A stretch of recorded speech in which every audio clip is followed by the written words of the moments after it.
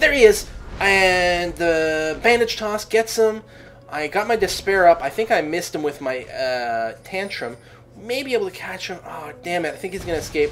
Oh, and actually Annie gets hit by the ash arrow, so I'm going to stay in the bush just to guard her in case Ash should decide to come in, but it's mostly a defensive feature. Yeah, so, okay. Dorn's Shield. You can also start with Dorn's Ring. I know it's a caster item, but Amumu's sort of a caster tank.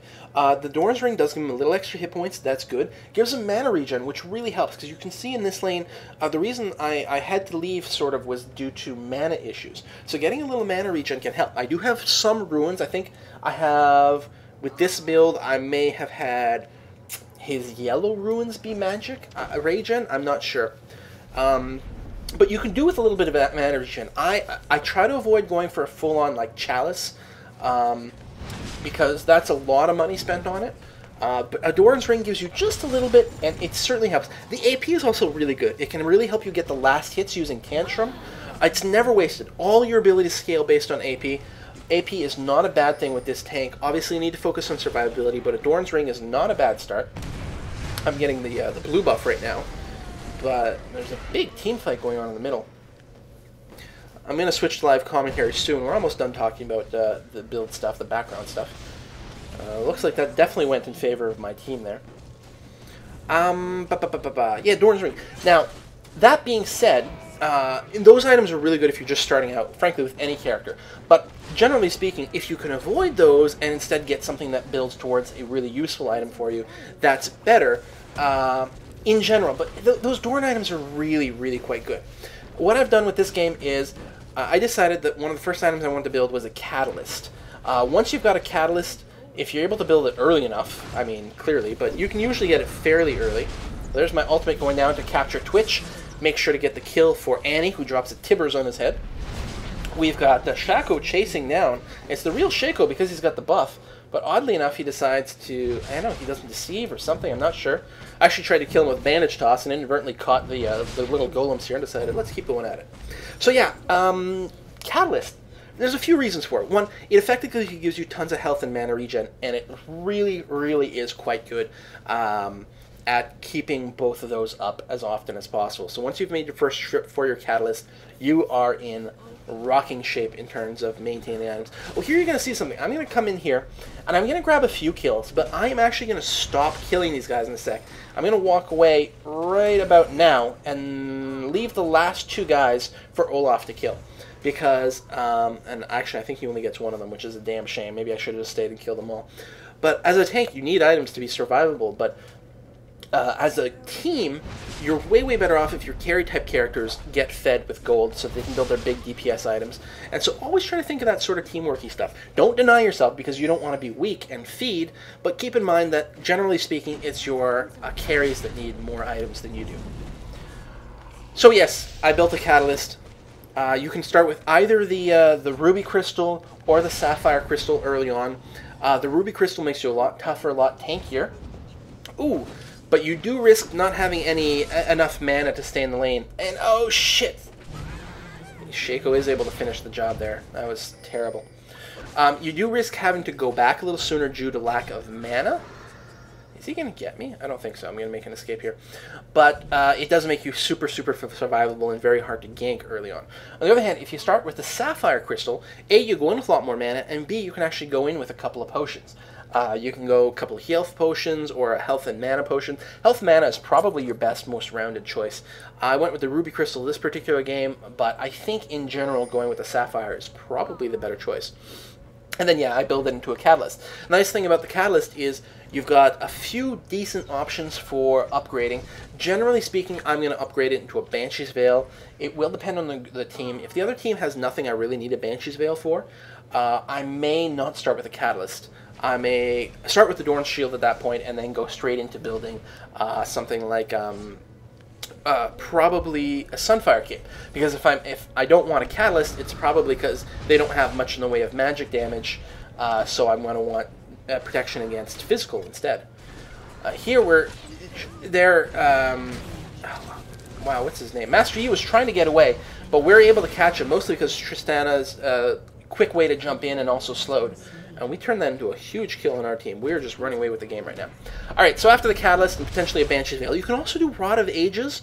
Does give you hit points, and does make you do a lot more damage. Rod of Ages would be a decent choice if your team is running away with the game, and you don't need hardcore tanking items, but instead want more nuking ability. Also, if you have another tank on your team, going the Rod of Ages sort of AP build will be very, very viable, because you're not going to need quite as much toughness. I'm trying to chase down Shaco here. He's going to be able to escape, and we're just going to let his clone die off.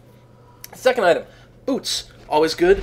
The regular choices are there. Merc Treads if there's a lot of CC.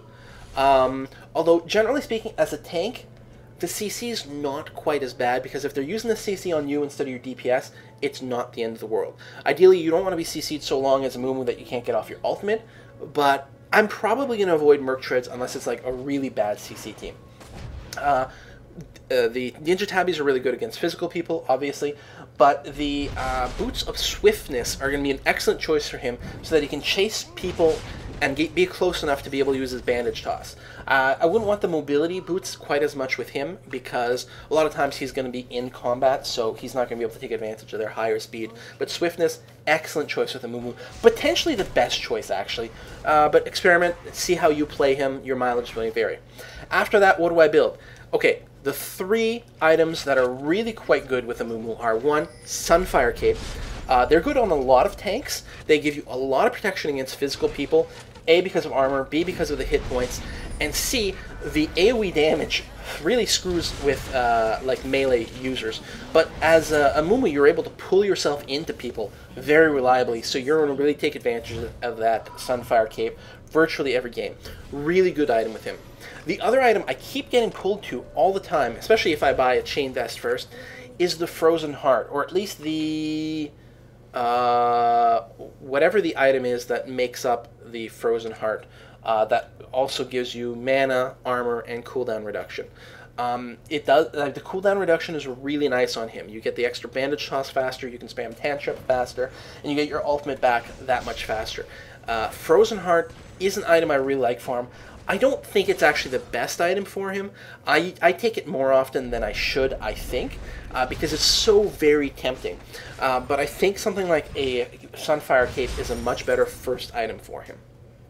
Then as a second item, possibly the Frozen Heart. If you've got a lot of physical DPS coming your way, Frozen Heart does give you a lot of armor. Of course, you could always just get a second Sunfire Cape. There's nothing wrong with that. Note that once you get your Sunfire Cape, then you really start farming like a madman. You've got so much AoE farming ability, you're just laughing. So getting the Sunfire ASAP is really valuable, and I think that's what I'm going to do in this game.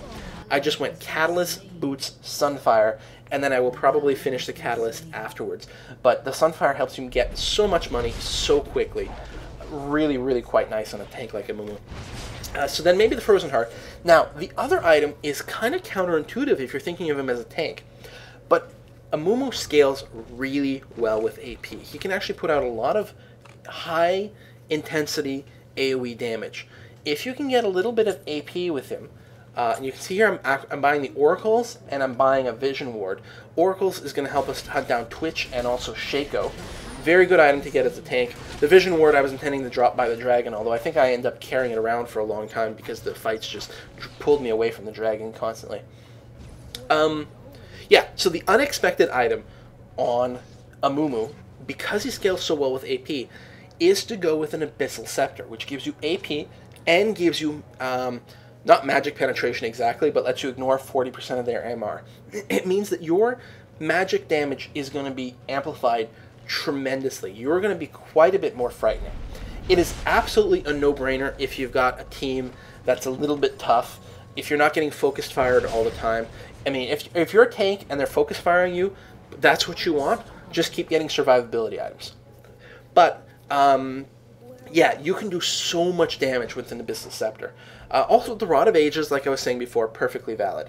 But for a pure tank build, you're going to go Sunfire, and then maybe a second Sunfire, followed by a Frozen Heart. Ain't nothing wrong with that at all.